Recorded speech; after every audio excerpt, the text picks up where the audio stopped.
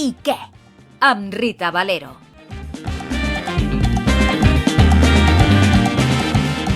La prostitució no està regulada i, com a tal, és molt difícil obtenir xifres precises sobre la situació de les persones que l'exerceixen. Estudis de diversos ministeris, elaborats en anys diferents, calculen que a Espanya exerceixen la prostitució entre 45.000 i 113.000 persones. La Policia Nacional, una de les fonts que apunta que el 80% d'elles són víctimes de tràfic de persones o explotació sexual, només va notificar 921 casos d'aquests delictes al 2019. L'estudi que assenyala la dada més alta és de l'Ajuntament de Barcelona, que assegura que el 48% de les dones que exerceixen la prostitució a la ciutat tenen indicis de ser víctimes d'aquests delictes, però no confirma. Un altre estudi del 2021 rebaixa la xifra de víctimes de tràfic de persones amb finalitat d'explotació sexual fins a un 10% del total de la prostitució. Quina és la veritat? Canto libre para el que ama la tierra y su sangre que late por mis venas. Queda para el que la... 5 cèntims. Chaltuma y Mapuche por luchar siglos por ella. Canto libre para el que ama la tierra y su... Avui parlem d'un tema controversial. A Espanya no hi ha dades oficials sobre les persones que es dediquen a la prostitució i això dificulta calcular quin percentatge d'elles són víctimes de tràfic de persones. El Centre d'Intel·ligència contra el Terrorisme i el Crim Organitzat, CITCO, depenent del Ministeri de l'Interior, estimava el 2012 que a Espanya hi havia aproximadament 45.000 persones exercint la prostitució, una xifra publicada en el Pla Integral contra el Tràfic del Ministeri d'Igualtat 2015-2018. Des de llavors, les autoritats policials no han actualitzat aquesta dada. Un informe del 2006, encarregat pel Ministeri de Treball per calcular l'impacte que podria tenir una regularització de la prostitució a Espanya, apuntava amb caràcter conservador que hi ha 113.426 treballadores sexuals a tot el país. Un altre estudi, del 2011, calculava que l'oferta de prostitució entre carrer i club pel conjunt d'Espanya seria significativament inferior a 100.000 efectius, als quals se'ls ha de sumar la prostitució exercida en pisos i entorns de luxe, que l'estudi no arriba a xifrar amb cap data. Al 2020, a Espanya, les forces i cossos de seguretat de l'Estat van identificar 160 víctimes de tràfic amb finalitat d'explotació sexual i 415 víctimes d'explotació sexual segons l'últim balanç estadístic del CITCO, elaborat a partir de les investigacions policials. En total, es van identificar 575 víctimes entre ambdós delictes. No obstant això, perquè una persona es pugui considerar víctima, les autoritats policials l'han de considerar formalment com a tal o hi ha d'haver una causa penal oberta, com es detalla en els apunts metodològics dels informes del Ministeri d'Igualtat. Ara bé, a causa de la situació de vulnerabilitat de les víctimes, moltes vegades aquesta identificació no és possible i les autoritats policials i el Ministeri d'Igualtat fan aproximacions del nombre de persones que es poden trobar en aquesta situació. El 2018, la Delegació de Govern contra la Violència de Gènere va calcular que a Espanya hi havia 4.302 possibles víctimes de tràfic amb finalitat d'explotació sexual i 9.028 possibles víctimes d'explotació sexual, un total de 13.317 persones que es podrien trobar en aquesta situació.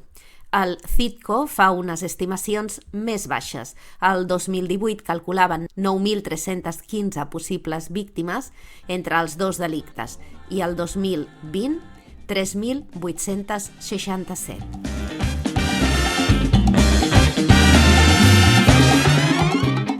La Teca. Tierra de poetas, cuánta sabiduría ancestral respira esta tierra. A grans trets i a risc de perdre molts matisos, Es podria dir que per a les feministes més clàssiques la prostitució representa una font d'opressió a les dones i per tant ha de ser abolida. Per a les feministes més joves i situades en uns postulats més transgressors, es tracta d'una feina com qualsevol altra que ha de ser reconeguda i dotada de drets. Les primeres tendeixen a disposar d'una representació institucional molt potent i tanmateix el discurs de les segones ha anat guanyant terreny a mesura que algunes prostitutes que exerceixen voluntàriament es decidien a trencar el seu silenci.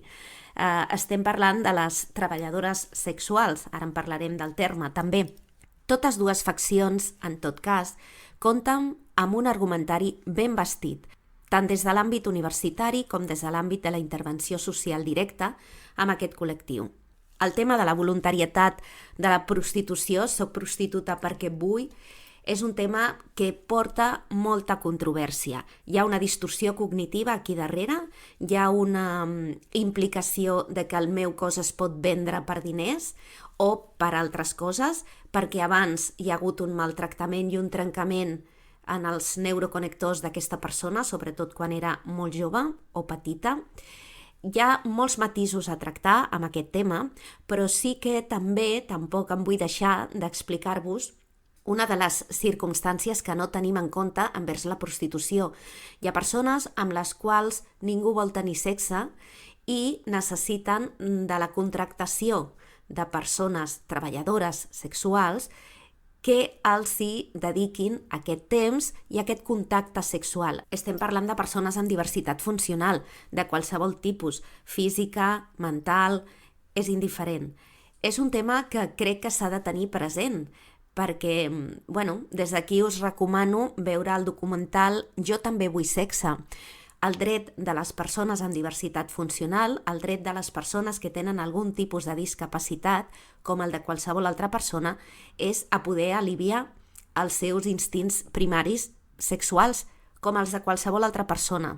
Quan s'arriba a certa edat, el despertar sexual afecta a totes les persones, a tots els éssers vius que hi ha en aquest planeta.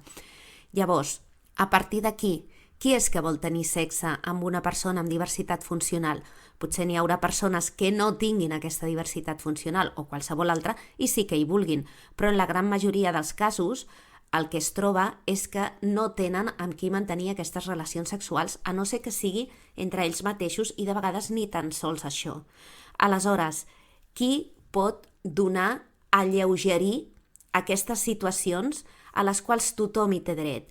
Doncs aquestes treballadores sexuals ens parlen de que per elles és una feina com si s'estessin dedicant a donar un massatge.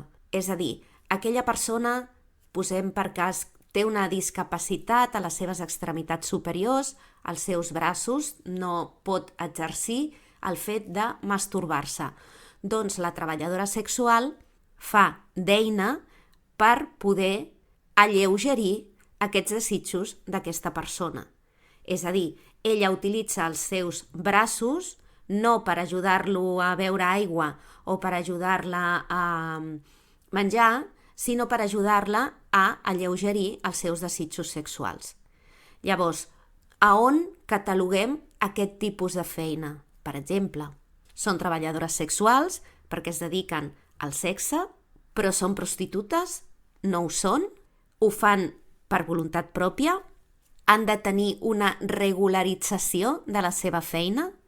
Totes aquestes preguntes són importants i no hem de perdre de vista que formen part del col·lectiu que anomenem prostitució.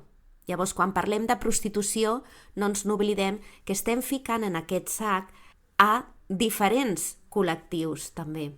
Igual que estem ficant a les persones que han caigut en una xarxa de tràfic, també estem ficant a les persones que exerceixen la prostitució a nivell de luxe i també estem ficant en aquest sac a aquestes persones que ens diuen que exerceixen la prostitució perquè volen i que el que volen és regularitzar la seva feina.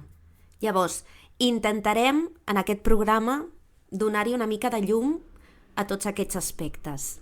T'haig d'explicar que a grans trets les organitzacions clamen contra l'estigmatització de les prostitutes i la persecució política i jurídica que han patit, partint de la base que hi ha una part d'aquest col·lectiu que ha triat lliurement i voluntàriament exercir com a tal. Aquesta part pot ser controvertida pel que comentava anteriorment. Aquesta llibertat i aquesta voluntarietat és de ben segur que és així o hi ha una distorsió cognitiva al darrere?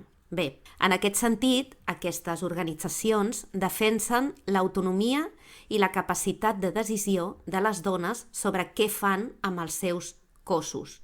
Però clar, com ens han educat en aquesta societat en el sentit del cos de la dona? També ho hem de tenir present.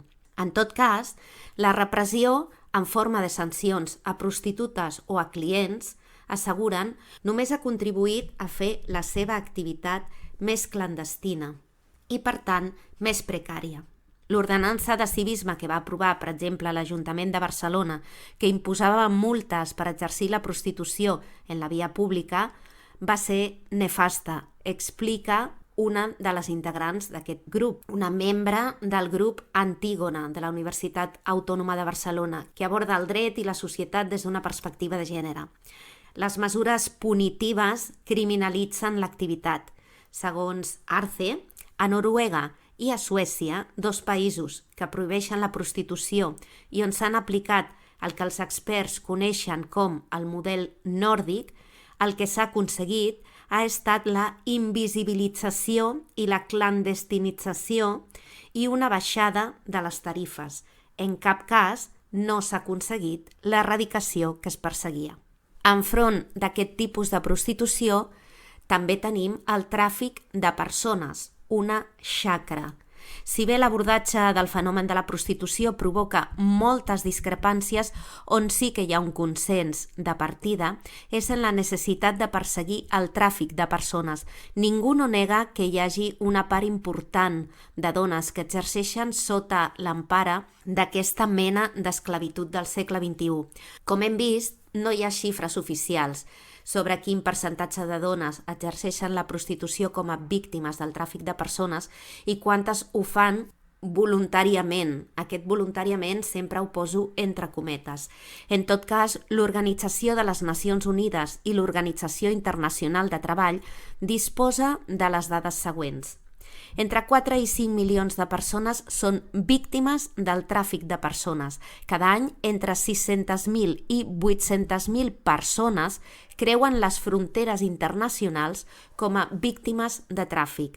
D'aquesta xifra, el 80% són dones, adolescents i infants. Aproximadament 100.000 dones i infants entren cada any a països de la Unió Europea amb finalitats d'explotació sexual. El tràfic de persones amb finalitats sexuals mou entre 8 i 10.000 milions de dòlars a l'any. Es calcula que en la Unió Europea 1 milió de dones es prostitueixen. A Espanya, el 39% dels homes han consumit en alguna ocasió serveis de prostitució. La major part de les víctimes del tràfic sexual són dones d'entre 18 i 25 anys procedents de Brasil, Bulgària, Colòmbia, Equador, Nigèria, Ucraïna, Rússia i Romania. Contra les veus que reclamen el reconeixement de la pràctica del sexe a canvi de diners com un acte lliure i voluntari, moltes altres persones es posicionen en la trinxera contrària. I després d'aquestes dades, t'haig de dir que, bé, evidentment, tot aquest és un tema que incomoda. Si més no incomoda, ens fa donar carraspera i ens fa moure'ns una miqueta el cul al sofà que podem tenir, no? Perquè és un tema que potser no ens agrada plantejar-nos, però és un tema que si posem sobre la taula porta a moltes situacions contradictòries.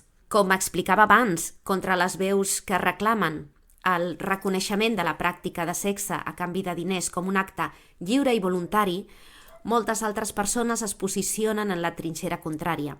Llibres com La prostitución en el corazón del capitalismo, de la socióloga Rosa Pérez Cobo, o El neoliberalismo sexual, el mito de la libre elección, de la filòsofa Anna de Miguel, aporten arguments molt potents a favor de l'abolicionisme.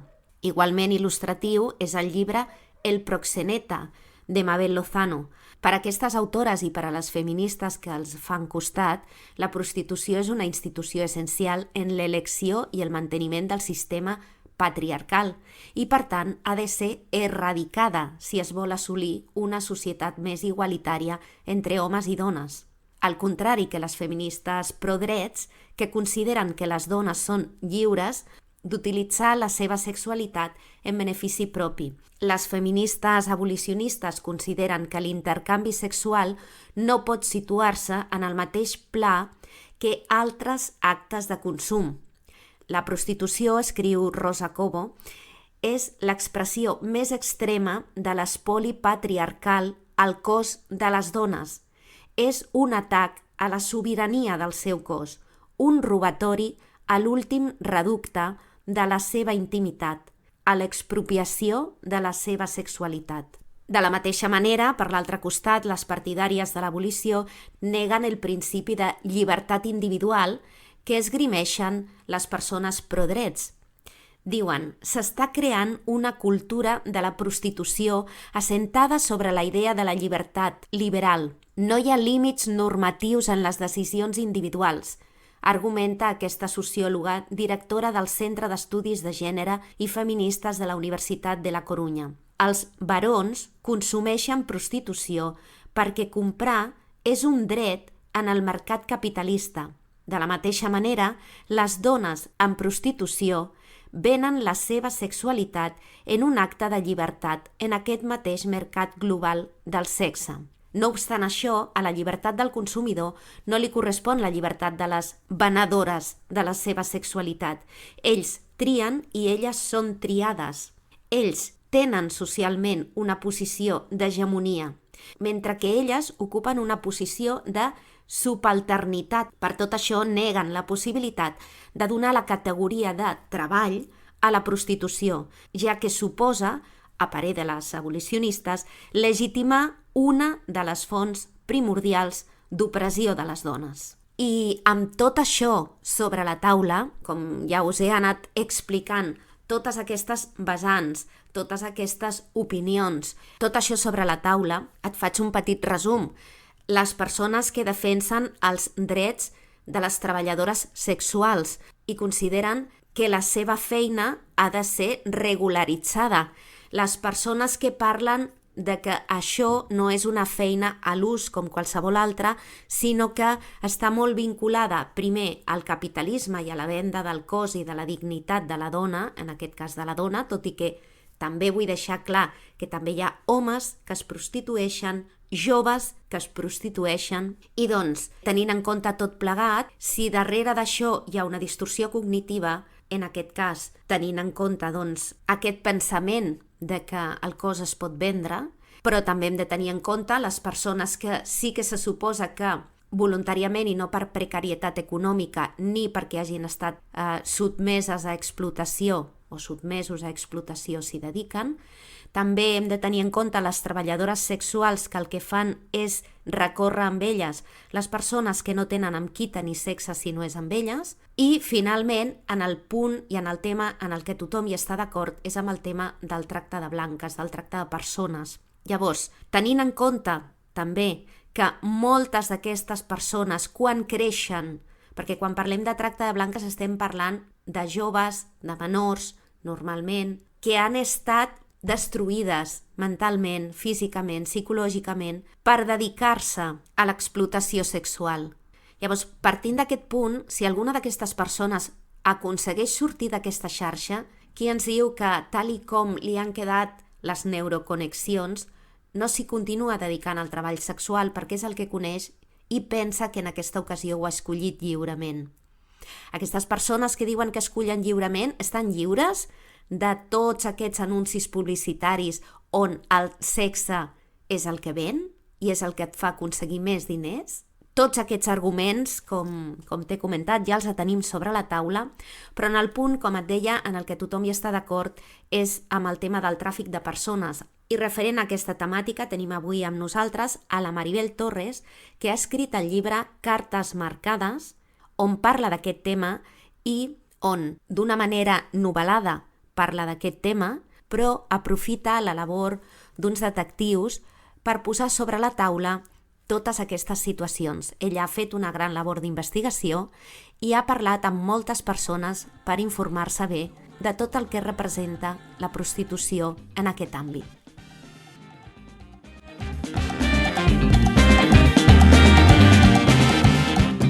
Explica't. Al Sí que d'avui tenim amb nosaltres a Maribel Torres, que des de fa temps es dedica a escriure, perquè és una de les activitats que li omplen més. Molt bones, Maribel. Hola, moltes gràcies, Rita, per convidar-me al teu programa. Un plaer tenir-te aquí i, a més, amb moltes ganes de preguntar-te sobre moltes coses. Maribel, tu ets escriptora nascuda a Olot i ets autora dels reculls de contes de Somnis i cendres del 2003 i Ossos de fira del 2018, a més de 2 relats breus en els volums Assassins de Girona, el 2017, i Delinqüents, el 2021, de l'editorial Llibres del Delicte. Què ens pots dir de tota aquesta experiència d'escriure? Mira, jo de fet vaig començar a escriure que era molt i molt... De fet era una nena que ja vaig començar a escriure i era una activitat que m'agradava molt. El fet de... Quan tu escrius estàs vivint vides que no són la teva. Quan llegeixes també et passa. Però quan escrius tens l'avantatge que te les pots modelar al teu gust. Llavors això, aquest plaer, ja el vaig descobrir que era molt i molt petitona. Les pots modelar totes al teu gust o a vegades el personatge agafa el seu propi camí i dius, ostres, no m'esperava que aquest personatge anés per aquí? Sí, això també passa. O sigui, tu d'entrada, quan comences a escriure, almenys quan jo començo a escriure, m'invento un món, m'invento unes circumstàncies i uns personatges. Però sí que és veritat que en determinats moments tu penses aquest personatge, no sé, ara m'ho invento, irà d'Olot a Palamós, directe, perquè a mi m'interessa. I resulta que quan agafes el cotxe per sortir d'Olot i anar a Palamós, quan estàs a l'alçada de la Bisbal, necessites que aquest personatge s'aturi a la Bisbal, perquè en aquell moment és el que el personatge o les circumstàncies que tu li has creat al personatge et demanen. Doncs sí, aquestes coses passen. Sí, realment, hi ha moments en què tu havies pensat anar cap aquí, però llavors, a mesura que vas escrivint, a vegades es diu que el personatge agafa vida pròpia i fa el que vol. És una manera, com molt metafòrica de dir-ho. Però una mica és això, no? Que arriba un punt que dius, no, el que jo havia pensat que passaria o que aniria per aquí, no, ara no pot ser perquè no quadra amb el que porto escrit o perquè en aquell moment et ve més de gust que faci una altra cosa. Sí, és veritat. Clar. I llavors ens deies que des de petita vas descobrir això que podies fer, no? De crear aquests mons i d'inventar aquests personatges perquè fessin determinades coses, i llavors com et vas llançar a l'escriptura professional? Això ho vaig fer quan era petitona, no? Llavors amb l'adolescència tenia, diguéssim, altres interessos al cap, i llavors fins que ja no vaig ser adulta, 20 i tants, no vaig tornar a reemprendre aquesta afició. I llavors, com que ja treballava, llavors més tard vaig tenir la meva filla, escriure una novel·la, jo penso que per escriure una novel·la necessites molt més temps perquè has de tenir una estructura al cap, almenys jo en el meu cas, que ho omple tot. Llavors, clar, si has de dedicar moltes hores del dia a fer altres coses, l'estructura es va desfent. Llavors em vaig dedicar a escriure contes. Els contes no és que siguin més fàcils que la novel·la, no. Fins i tot hi ha gent que diu que és més difícil, perquè esclar, el conte, per la seva brevetat, vol dir que has de dir molt en poques paraules. I en el conte és molt important que no s'obri cap paraula, però tampoc que no falti. Llavors, trobar aquest punt, trobar el punt en què dius el que tu vols dir, que normalment un conte literari, a part de la història que tu estàs llegint, ha de tenir un fons, ha de tenir una segona història amagada entre el que no es dius.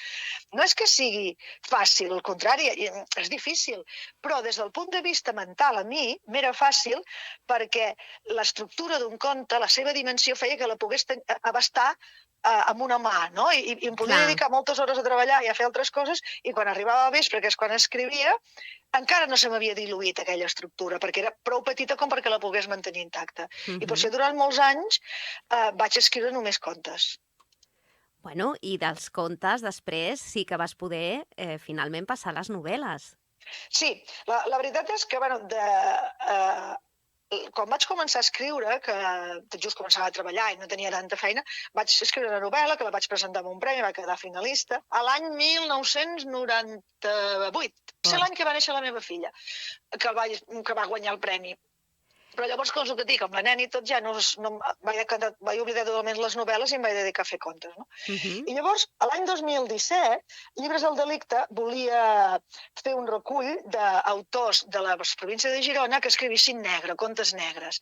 I a través d'un amic comú em va arribar l'oferta i m'hi vaig apuntar. Llavors vaig escriure un conte negre, on vaig crear els meus dos detectius, el Triana Miralles i en Pau Escudero. Vaig fer el conte, va ser molt divertit, m'agrada molt, es va publicar, però em vaig quedar molt coquet de donar-li més vida a l'Adriana i en Pau, perquè trobava que aquests personatges podien donar molt de si. Clar, el que dèiem, no? Que els personatges agafen dimensions que no ens esperem de vegades. Sí, em van agradar, quan els vaig crear, em van agradar, vaig pensar que podien ser amics meus, no? I llavors vaig pensar, sí, aquests personatges els he de donar, doncs, tot un rerefons, els he de donar unes vivències i al mateix temps unes noves aventures, no? I llavors és quan vaig plantejar fer novel·la, i ara em porto 2 publicades, ara al novembre se'n publica la tercera i ara he començat a escriure la quarta d'aquests mateixos detectius. Uau. A veure, tenim aquí la informació d'Assassins de Girona, El despertar del navegant i Aquí mano jo. Són les 3 de les que tenim constància i ara començaràs... Això és una primícia? Començaràs a fer la quarta? Sí, ara el mes de novembre es publica Cartes marcades, que és la tercera, que precisament la presento, a veure si me'n recordaré bé de memòria, el 25 de novembre la presento a Calonja, el 13 de desembre a Palamós i el 15 de desembre a Santa Cristina d'Aro.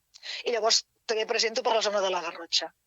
A Olot, a Castellfollit de la Roca, iré a Barcelona... faré una mica de roda amb la novel·la. Però aquí al Baix Empordà faré aquestes 3. Que bé, doncs tenim moltes ganes de veure aquestes presentacions i volem que ens expliquis, home, i tant, volem que ens expliquis una mica com és la labor d'investigació abans de començar a escriure una novel·la. Perquè, t'haig de dir també, abans de que ens expliquis això, que em va cridar molt l'atenció la paraula detectiva, perquè l'Adriana Miralles hem de dir que és detectiva, no dona detectiu, no? Sinó detectiva. Llavors, i l'existència d'aquesta paraula, i que és correcta en català, doncs és una de les coses que més ens va sorprendre.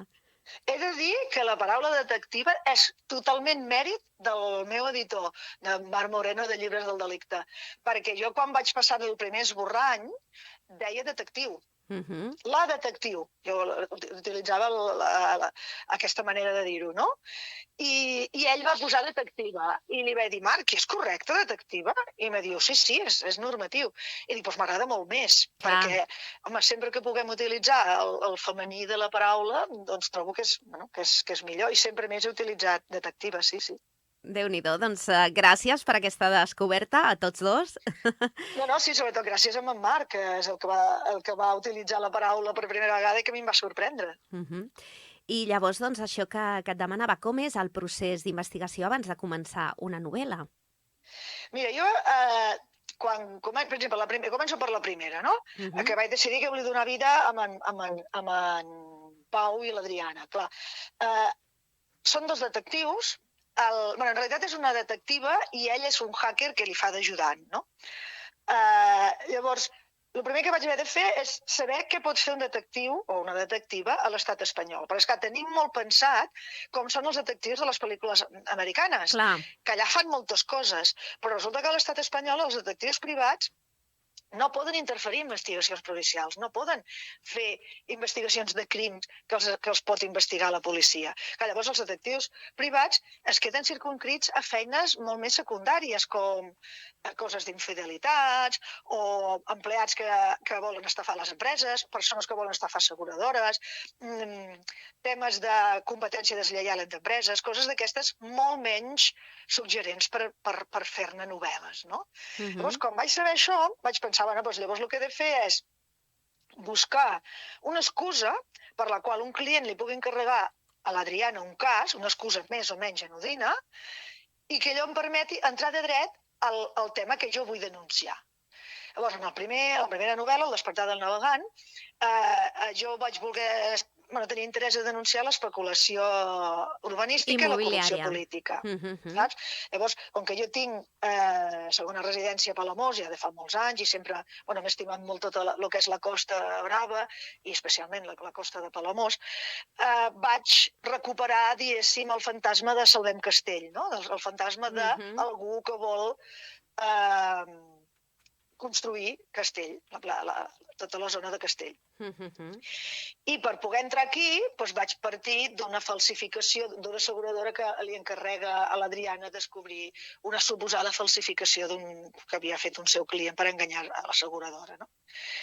I entrant per la porta falsa, diguéssim, d'un cas més o menys anodí que un detectiu pot investigar, doncs vaig acabar entrant en el que jo volia realment parlar, que era el tema d'això, de l'especulació urbanística. I llavors què vaig buscar? Doncs vaig estar buscant molta informació de casos d'especulació, de casos de corrupció que ha portat a urbanitzar zones que no s'haurien d'urbanitzar.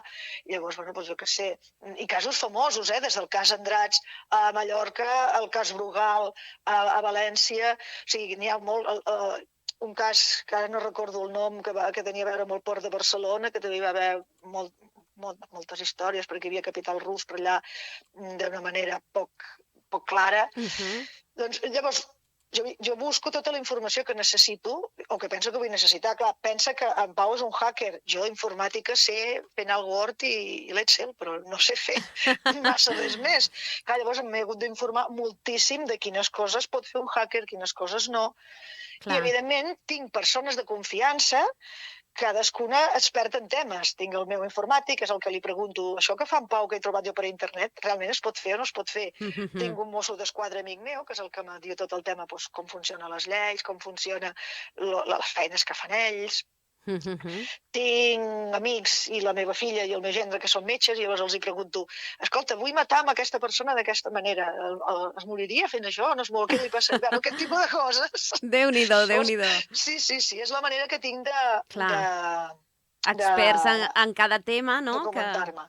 Clar, per exemple, la segona novel·la, aquí mano jo, el que faig és vull fer una denúncia de com les dones que han estat agredides sexualment són revictimitzades i són jutjades per la societat, i començo a escriure sobre això i llavors pel camí me cau a les mans un llibre que es diu Les que limpian los hoteles, de l'Ernest Cañadas, en la que descobreixo l'explotació laboral tan bèstia, la precarietat laboral tan bèstia que pateixen les cambreres de pis dels hotels. Els hotels aquests de moltes habitacions, grans cadenes, i penso que és un tema que també l'explotació laboral s'ha tractat en algunes novel·les, però no és pas un tema que sigui mainstream, no es fa molt.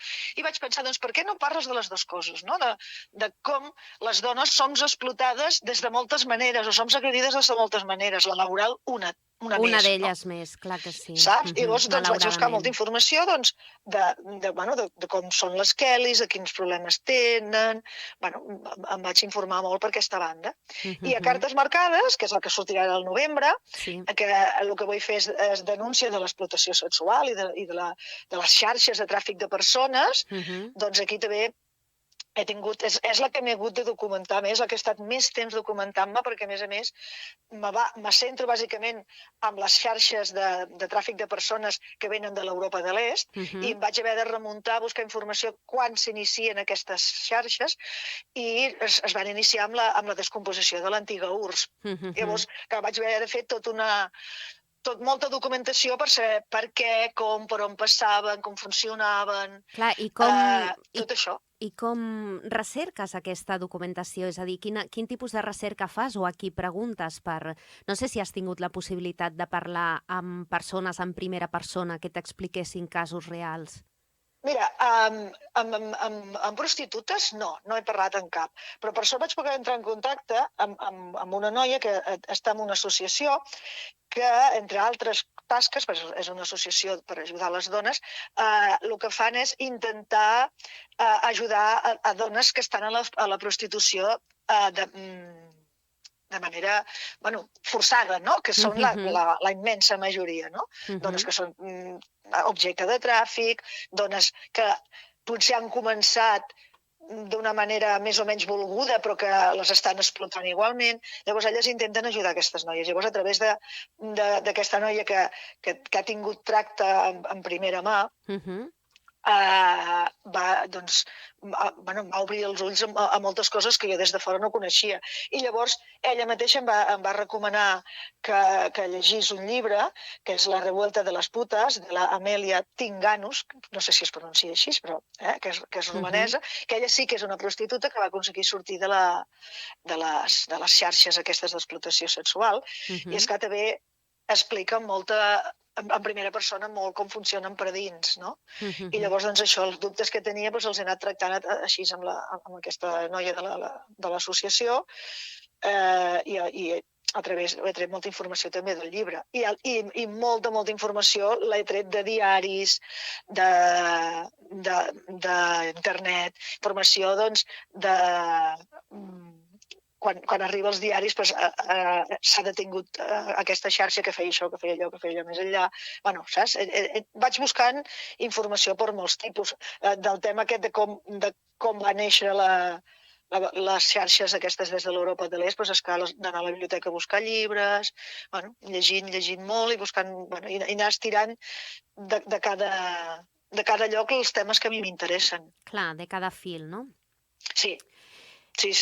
Dus aquests testimonis, encara que no siguin de les persones en primera persona, però sí persones que ja han tingut contacte amb elles, o el propi llibre que ens mencionaves i de més. O articles de diaris, que també hi ha casos que algunes noies han explicat les seves vivències. Dur a escriure sobre tots aquests temes, com es porta? És molt dur. O sigui, jo, quan escric les novel·les, hi ha com dos vessants, no? La vessant de la investigació en si, que l'Adriana i en Pau es troben, i què farem, i per on te passarem, i amb qui parlarem, i en Pau hackejarà això, hackejarà allò altre. Aquesta part és molt divertida. Almenys per mi ja m'ho passo molt bé. Quan m'he d'imaginar, doncs, quins problemes es troben, fins i tot quan tenen problemes de que els poden agredir o de que els persegueixen. Tota aquesta part és molt divertida. Per mi, m'ho passo bé i vas creant, no sé, vas fent com la bola de neu, no?, de coses que li passen. Però després, quan he de descriure o he d'explicar la part social de la novel·la, no?, el que realment estic denunciant, sí que és dur. Perquè, clar, per exemple, aquí mano jo, quan he d'explicar que una noia l'han violat, com l'han violat, com se sent quan l'estan violant, com se sent després. Això és molt dur. Això és molt dur perquè en aquell moment jo m'estic posant a la pell d'aquella persona. Però és el que et dic, a mi el que m'agrada quan escric és viure altres vides. Però esclar, quan jo estic escrivint això, estic posant amb la pell d'una vida que evidentment no voldria. I això no és fàcil. O ara amb les prostitutes, esclar, hi ha dos prostitutes que expliquen la seva... a l'Adriana, durant el transcurs de la novel·la, expliquen les seves vivències. Clar, aquestes vivències jo no les he viscut, però les he tret de coses que he llegit o que m'han explicat que sí que han passat. I és dur, perquè és posar-te a la pell d'aquella persona en què sentia, com se sentia, no sé, és molt... O sigui, si fas un exercici d'empatia en aquell moment, realment ho passes malament. Però, bueno, jo crec que com a escriptora aquest exercici l'he de fer, perquè jo he d'aconseguir que quan tu la llegeixis te posis dintre la pell d'aquestes noies. I si jo no ho escric d'una manera empàtica, no t'arribarà a tu t'ha d'arribar. O sigui, jo penso que, i és així, la novel·la negra és un dels mitjans més efectius que hi ha per fer denúncia social i per fer que tu, a casa teva, que estàs assegut en un sofà, t'arribi una circumstància que tu no voldries viure, però que en canvi t'agradi de llegir-la. Per fer això, ha d'estar escrit d'una manera que aquests personatges te'ls puguis fer teus, que els entenguis, que t'hi posis també una mica a la seva pell. I fer això, quan tu estàs escrivint, sí, esclar que fa patir. Però, bueno, és el que vull fer. Jo vull que això arribi al lector, no? Clar, no ens oblidem que estàs parlant de dones explotades provinents de l'Europa de l'Est i d'una xarxa de tràfic de persones a escala mundial, al final, no? Sí. Jo bàsicament em centro més en tot el que és a escala europea, perquè a veure, hi ha xarxes que porten noies de Sud-amèrica, vull dir o asiàtiques. Passa que, evidentment, quan és que és una novel·la has de triar una mica concretar sobre què vols parlar, perquè Clar. no pots abarcar-ho tot. Llavors jo em vaig preferir centrar-me en la part d'Europa de l'Est, que ens és molt més a prop i que potser com a lectors tenim més referents a l'hora d'entendre què ha passat, no? Alguna d'aquestes històries, d'aquests testimonis que has pogut llegir o que t'ha pogut explicar doncs, aquest contacte que ens deies que col·labora en una associació, alguna que t'hagi deixat especialment marcada? A mi el que me va doldre molt i em va afectar molt, que això ja m'ho havia explicat aquesta noia, però llavors ho vaig llegir al llibre de l'Amèlia Tinganus, que en molts casos, per aconseguir que noies molt jovenetes accedeixin a entrar al món de la prostitució, no és que les raptin i se les emportin, que ja és molt greu, vull dir, no li estic traient importància, però que moltes vegades la manera d'aconseguir-ho és anar-les sometent a violacions massives esporàdiques. O sigui, agafar una nena de 12 anys, 4 o 5 tios i violar-la avui. I al cap de 2 mesos agafar-la 4 o 5 mesos i tornar-la a violar. I fins que aquestes nenes les trenquen i els hi acaben fent creure que el que ara els estan fent de gratis i amb dolor ho faran però almenys cobraran. Jo això ho vaig trobar tan horrorós, tan denigrant, tan cruel, em va afectar moltíssim i encara ara, que ja fa forces mesos que he acabat la novel·la, encara ara hi ha vegades que estic fent altres coses i em descobreixo pensant en aquestes, perquè estàs parlant de nenes, amb la majoria de casos. Clar, és que al final no tenen el cervell encara acabat de madurar, acabat de desenvolupar, i les neuroconnexions que es generen arrel de tot aquest trencament i de tots aquests abusos i violacions que els hi fan, doncs és generar unes connexions que no són ni certes, ni correctes, ni adients. Clar, però a més, no agafen a qualsevol nena, no agafen una nena que tingui una xarxa familiar o una possible defensa de saber... I encara que així fos... Busquen nenes que estan en situacions de molta pobresa, nenes que estan en famílies desestructurades, nenes que s'han de buscar la vida perquè no tenen ningú. Clar, ja saben a qui van a buscar, també. I esclar, tu dius, hòstia, és que... A veure, he llegit i m'han explicat moltes situacions molt dures, perquè després un cop estan a dintre la xarxa, això que els diuen que sense dolor i que cobraran a sobre és mentida. Perquè les segueixen apallissant igualment, no els apaguen perquè se suposa que s'han de pagar si les treuen de Romania o d'Ucrània i les porten a Barcelona. Posem per cas, en sobre s'han de pagar el viatge, s'han de pagar el menjar, s'han de pagar el dormir. Vull dir que realment... És tot mentida, sí. És tot mentida. I a més entren en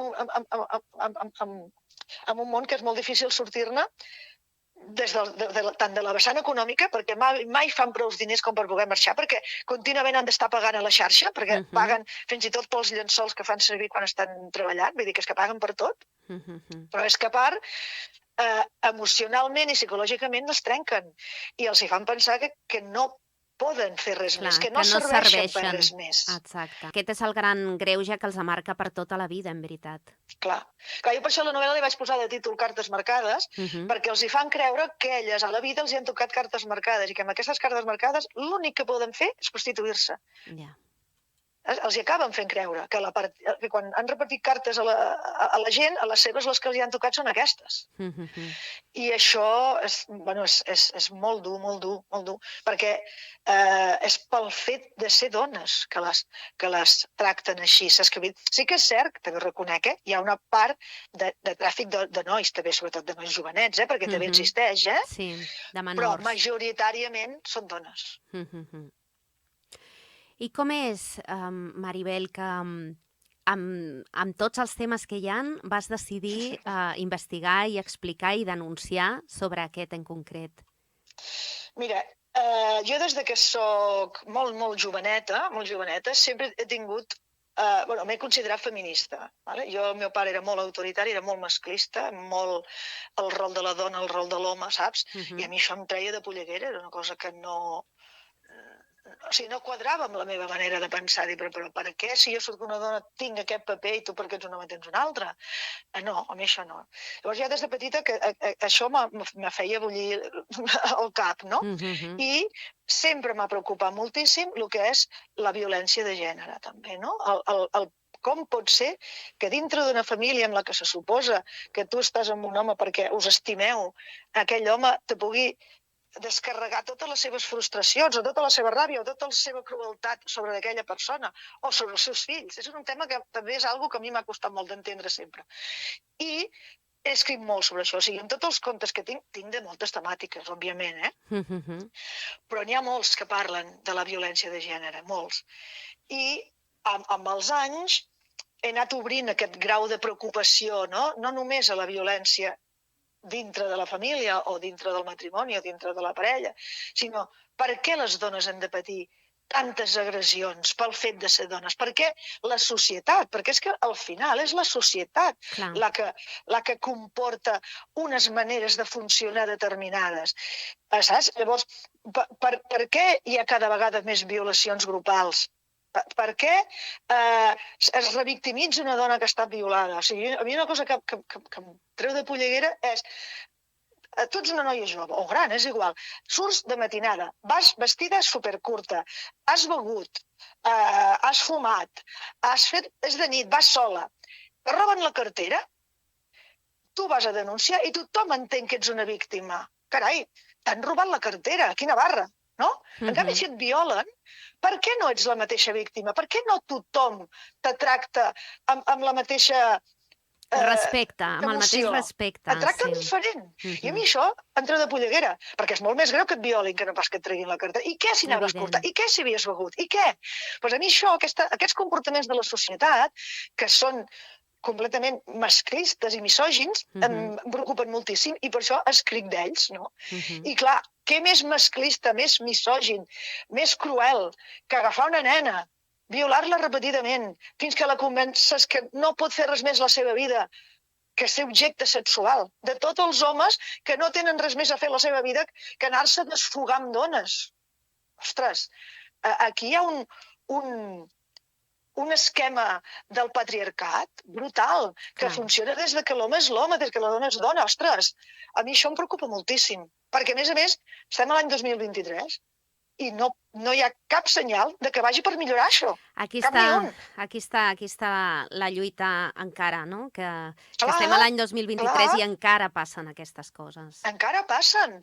I a més, jo sóc del parer que a vegades penso, tant de bo estigui equivocada, que és perquè m'estic fent gran i veig les coses ja, allò, qualsevol tiempo pasado fue mejor, no? Però jo crec que la nostra generació, i ara que tinc 55 anys, les dones érem molt conscients de que havíem de lluitar pels nostres drets i que hi havia coses que no se'ls podien permetre als homes.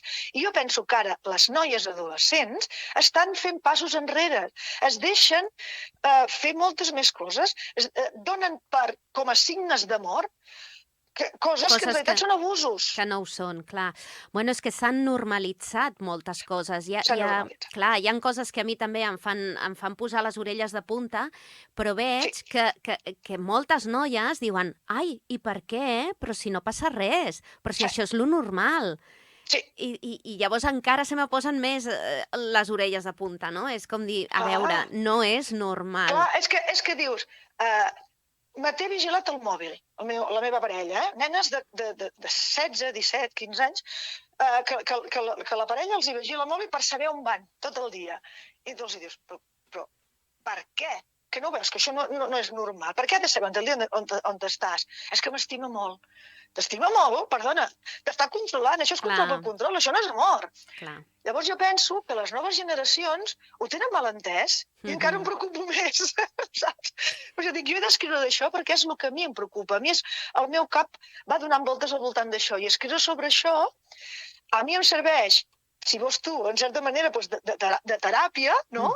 Però també penso que està molt bé fer-ho arribar als lectors, que els lectors també siguin conscients de que hi ha aquestes problemàtiques. Que jo sé que la gent és conscient, però jo penso que la ficció és molt bona de fer arribar aquestes coses a la gent, perquè durant l'estona que tu llegeixes el llibre o quan mires una pel·lícula, tu realment estàs entrant en aquell món, estàs empatitzant, ho pots no sé, com interioritzar-ho molt diferent que si simplement estàs mirant un reportatge o una notícia al Telenotícies. Clar, és que al final si veus la notícia al Telenotícies o estàs llegint el diari, pots tancar la tele o l'ordinador o pots tancar el diari, no? Diguem-ne. Sí, Però si estàs I la llegint-ho ficció en una fa novel·la... que això passi. Clar, t'enganxa perquè hi ha altres coses que estan passant al voltant, no? Com el tema de la investigació, dels dos detectius i tot plegat, i això fa que continuïs llegint sobre el tema i que no sigui ui, això me molesta, això m'incomoda, ho tanco.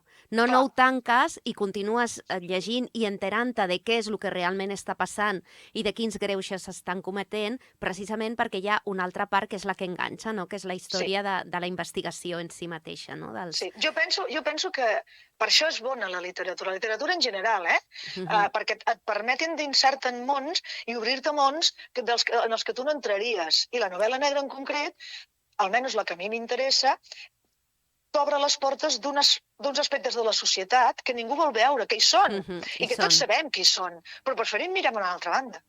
Doncs una gran labor social estàs fent a la vegada que una gran labor d'entreteniment, no? Tot d'una manera conjunta i molt ben lligada. No desvetllarem al final de la novel·la cartes marcades.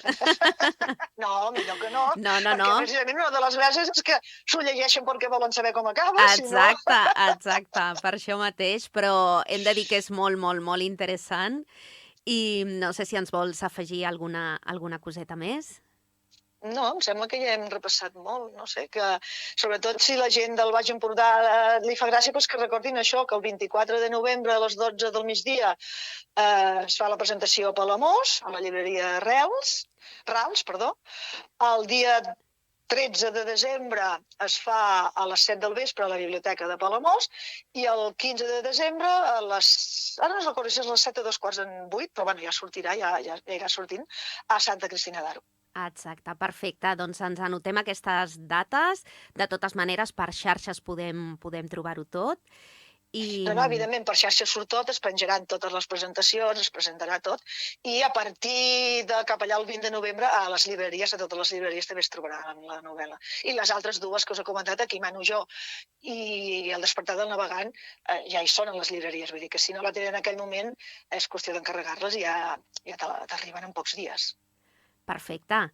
Doncs totes les dades donades. Maribel Torres, moltíssimes gràcies per estar avui amb nosaltres. Un plaer tenir-te aquí, que ens hagis compartit totes aquestes experiències, investigacions, sensacions, idees.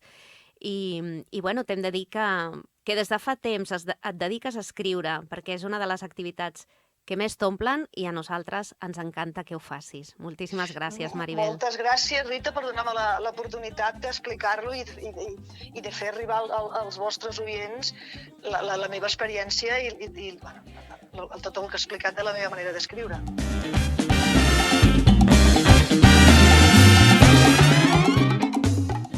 Glossari. Chaltuma y Mapuche por luchar siglos por ella, canto libre para el que ama la tierra y su... Coacció. Segons el Diccionari de l'Institut d'Estudis Catalans, l'acció de conèixer la voluntat d'algú a dir o a fer alguna cosa. En l'àmbit jurídic trobem dos delictes que fan referència de forma indirecta a la coacció per realitzar una activitat sexual, el de l'explotació sexual, article 187 del Codi Penal, i el del tràfic d'éssers humans amb finalitat d'explotació sexual, article 177 bis. Cap dels dos parla de coacció explícitament, però sí d'utilitzar la violència, la intimidació o l'engany per tal que algú exerceixi la prostitució. 2 de juny. El 2 de juny és el Dia Internacional de la Treballadora Sexual. Es commemora en aquesta data l'ocupació de l'església de Sant Nizier a Lyon per part de més de 100 prostitutes que demanaven el cessament de la persecució i abusos per part de la policia al col·lectiu.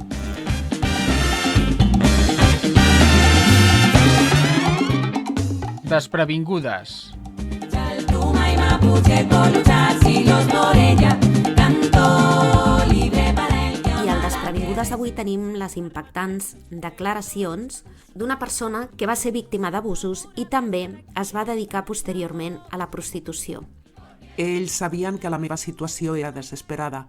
Quan em vaig veure en l'habitació em va impactar, però com que estava acostumada al contacte pels abusos que havia patit amb el meu avi, m'havia resignat a l'intercanvi. Va entrar en pràctica el mecanisme de dissociació mental de cara al sexe i l'acceptació que aquest era el meu destí. Al final, la meva família ja m'havia dit moltes vegades que jo era una puta. Per mi allò no era un abús.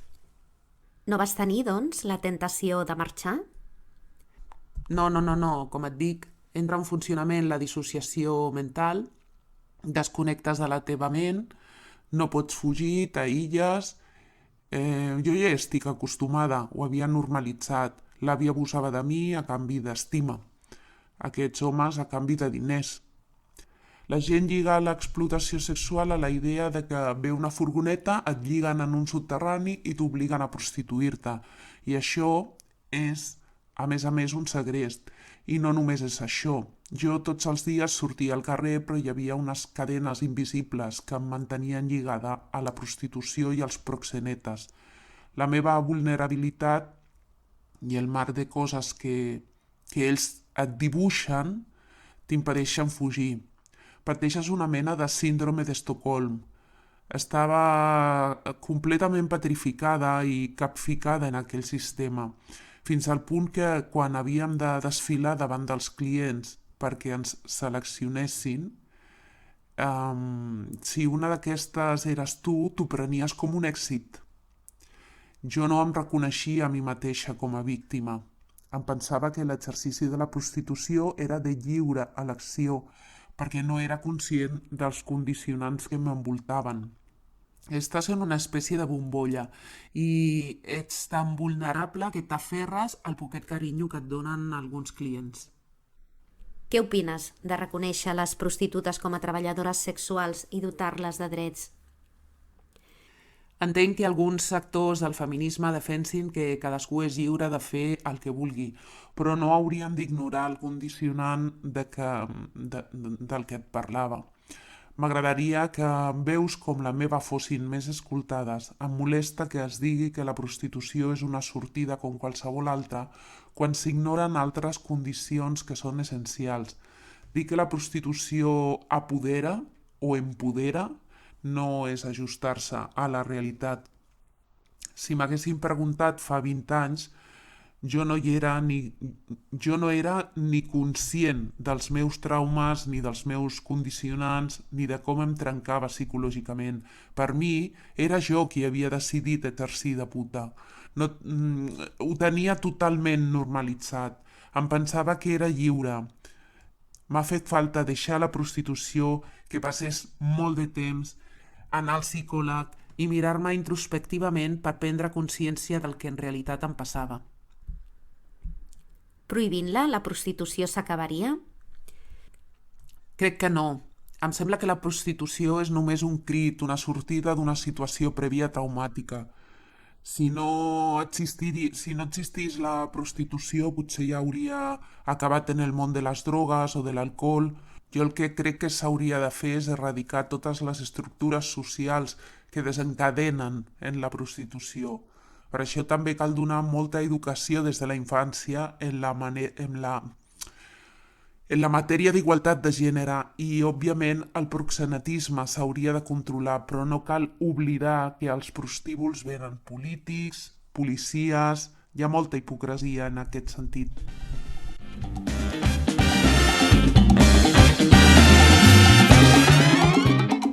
Cirereta.